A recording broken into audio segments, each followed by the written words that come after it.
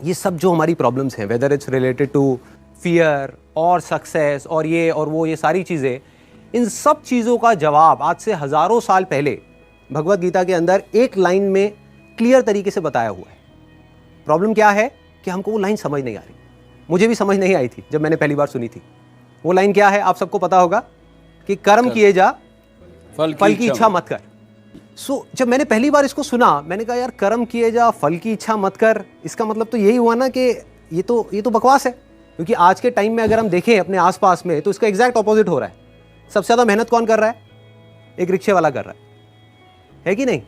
और उसको क्या फल मिल रहा है? कुछ भी नहीं। और ऐसे बहुत सारे लोग हैं जो बहुत मेहनत कर रहे हैं, उनको रिजल्ट कुछ भी नहीं मिल रहा। तो खेल है क्या? खेल क्या है कि हम इसको बारीकी से समझ नहीं पाए। मैं भी समझ नहीं पाया था। फिर जब इसके ऊपर एक एक वर्ड को इसको पकड़ने की कोशिश करी और समझ आया, तब क्लियर होता चला गया कि एग्जैक्टली कर्म करना कैसे है। देखो, कर्म भी सही डायरेक्शन में करना है, तभी रिजल्ट आएगा ना। सक्सेस यहां है, आप वहां भागे जा रहे हो। आप कह रहे हो यार मैं तो 10 साल से भाग रहा हूं, अभी तक मेरे को सक्सेस मिली नहीं। तो फंडा क्या है कि डायरेक्शन गलत है। कर्म गलत डायरेक्शन में हो रहे हैं। अगर कर्म सही डायरेक्शन में हो जाए तो प्रॉब्लम सॉल्व।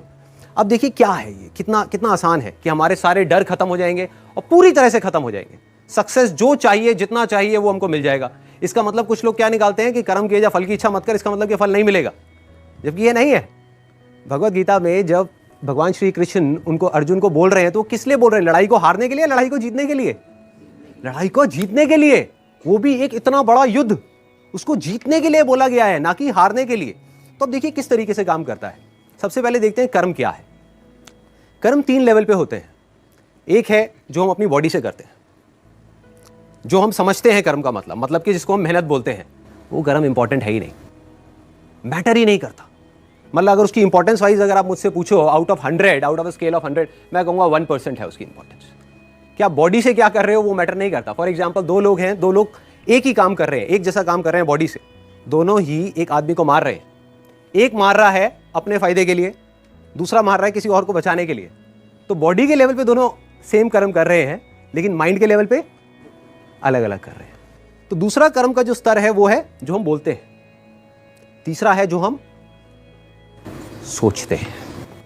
असली खेल यहां है। जो आदमी सही सोच नहीं सकता, क्या वो सही बोल सकता है? इंपॉसिबल। जो सही बोल नहीं सकता वो सही करेगा क्या? तो सारे जो कर्मों की बात हो रही है वो यहां हो रही है। और वो कर्म क्या है?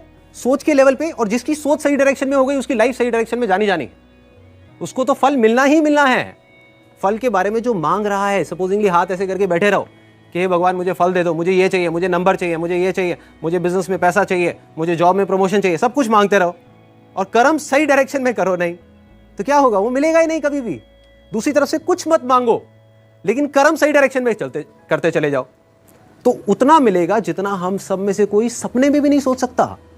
देखो लाइफ का फंडा पता है क्या है? मेरी लाइफ का एक्सपीरियंस क्या कहता है कि जब तक जो चीज नहीं मिली होती, जब तक सक्सेस की खेल शुरू नहीं होता ना, तब तक तो हमको लग रहा होता है कि यार ये भी हो जाए तो बहुत है, ये भी हो जाए तो बहुत है। एक बार वो खेल शुरू होता है, जब उसका खेल शुरू होता है ना, तो इतना आता है, इतना आता है, इतना आता है जितना हम सपने में भी नहीं सोच सकते। समझ ही नहीं आता कहां से कैसे कैसे आ रहा है।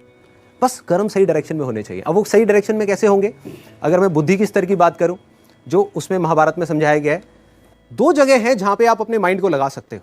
अपनी बुद्धि को हम 2 जगह पे लगा सकते हैं। सारा खेल माइंड का है। सबसे पहले तो ये हाथ पैरों के कर्मों से ऊपर उठना है हमको, कि हाथ पैरों से आप कुछ भी करते रहो, रियल लाइफ में उठा करके देख लो, वो मैटर नहीं करता। जो बोलते हो वो उससे ज्यादा मैटर करता है, लेकिन वो भी इतना मैटर नहीं करता।